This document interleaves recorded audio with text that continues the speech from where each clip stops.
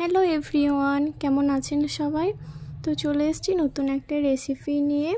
তো আজকে করে দেখাবো ছানার জিলিপি। তো কিভাবে করছি ভিডিওটা প্রথম থেকে শেষ পর্যন্ত দেখবেন।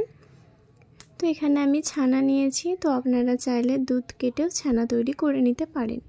পরে আমি দিয়ে দিলাম 1 চামচ ময়দা আর 1 চামচ কর্নফ্লাওয়ার। তারপর আমি দিয়ে দিলাম বেকিং পাউডার। তো এখন আমি ভালো করে উপকরণগুলো মাখিয়ে নেব।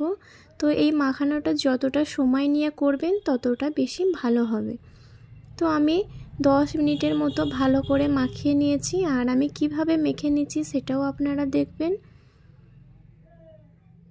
তো মাখিয়ে নেওয়ার পর আমি রেস্টে রেখে দেব 10 মিনিটের মতো। আর এইদিকে আমি জিলিপির জন্য শিরাটা তৈরি করে নেব। তার জন্য আমি চিনি দিয়ে দেব। তো আমি যে বাটি মেপে চিনি দিয়েছি সেই বাটি মেপেই পানি দেব। আমার ভিডিওটা কে কোথা থেকে দেখছেন অবশ্যই কমেন্টে জানাবেন। তো এখানে চাইলে আপনারা এলাচ থেতো করে দিতে পারেন, আর কিশোরও দিতে পারেন, আর নয়তো অল্প একটু ফুড কালার অ্যাড করতে পারেন। তো আমার শিরাটা তৈরি হয়ে গেছে, আর এদিকে আমি ছানায় দিয়ে দিলাম ঘি। তো ঘিটা দেওয়ার পর আমি আবারও 10 মিনিটের মতো ভালো করে মাখিয়ে নেব। তো 10 মিনিট মাখিয়ে নেওয়ার পর এখন আমি ছানার জিলিপির মতো শেপ দিয়ে নেব। তো আমি কিভাবে করছি ভিডিওটা প্রথম থেকে শেষ পর্যন্ত দেখবেন। তো এভাবে করলে ফেটে যাবে না, আর যখন তেলে ছাড়বেন তখনও ভাঁজগুলো খুলে যাবে না। তো এইভাবে আমি বাকি সবগুলো তৈরি করে নেব।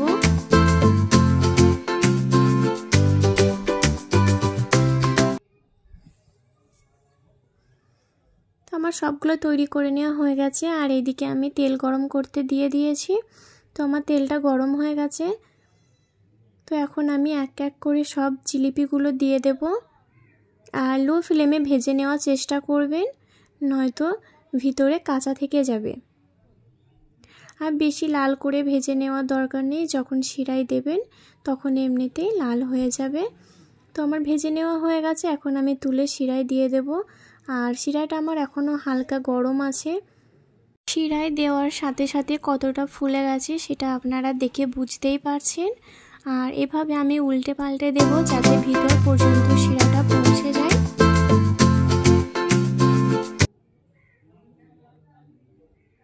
তো আপনারাও ঠিক এইভাবে উল্টে পাল্টে দিয়ে নেবেন।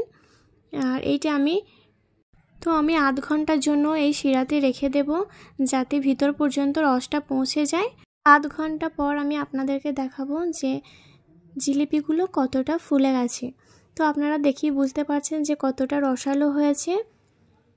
আর আমি আপনাদেরকে ভেঙে দেখিয়ে দিচ্ছি যে ভিতরটা কতটা নরম হয়েছে আর ভিতর পর্যন্ত রসটা পৌঁছে গেছে। তো এইভাবে একবার হলো বাড়িতে ট্রাই করে দেখবেন। আশা করছি ভিডিওটা সবার ভালো লেগেছে। ভিডিওটা যদি ভালো লাগে অবশ্যই লাইক করবেন, আর যারা নতুন তারা আমার চ্যানেলটিকে সাবস্ক্রাইব করবেন। ভালো থাকবেন সবাই, আল্লাহ হাফেজ।